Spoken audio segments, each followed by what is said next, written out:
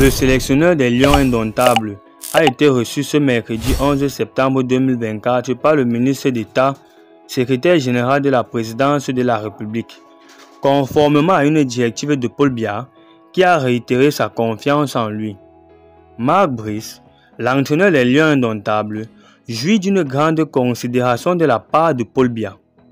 Selon des sources bien informées, ce mercredi 11 septembre 2024, le Belge de 62 ans a été reçu à Etoudi, au palais du peuple camerounais, sur ordre express du président de la République. Lors de cette rencontre, Ferdinand Gongo, le ministre d'État et secrétaire général à la présidence de la République, a interrogé le sélectionneur sur l'état de sa situation.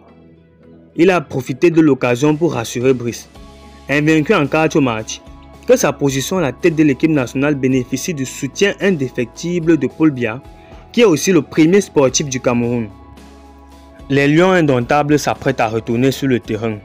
Dans cette dynamique, le capitaine de l'équipe Aboubakar Vincent et le défenseur Michael Ngandou ont également été reçus par Ferdinand Gongo, le secrétaire général de la présidence de la République.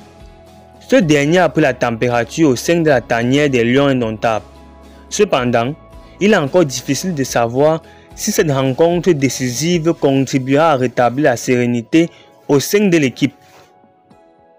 Pour rappel, à son retour de Kampala, Mark Brice, l'entraîneur des Lions indomptables, avait clairement indiqué qu'il démissionnerait si la situation ne s'améliore pas avant le prochain regroupement de l'équipe. En octobre prochain, les Lions indomptables devront à nouveau se mobiliser pour 2 rencontres contre le Kenya. Jean-Bruno Tagno est dépassé par la situation.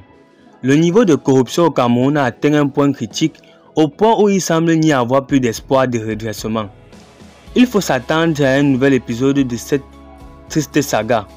Rien ne laisse penser qu'une figure au sein du pays trouvera la force et le courage nécessaires pour y mettre un terme et préserver ce qui reste de l'image du Cameroun.